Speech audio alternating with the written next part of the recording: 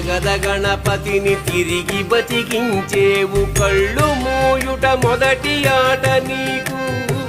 ఆటగద మాయకే మాంగళ్యమును గట్టి కామదానం సయ్యాట నీకు.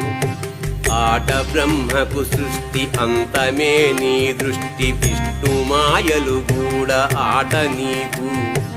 ఆట చదువుల తల్లి ఆట బంగారు వల్లి, ఆట చదువుల తల్లి ఆట బంగారు వల్లి.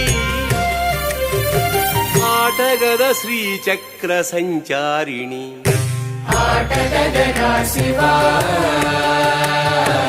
ఆటగద కేశవా.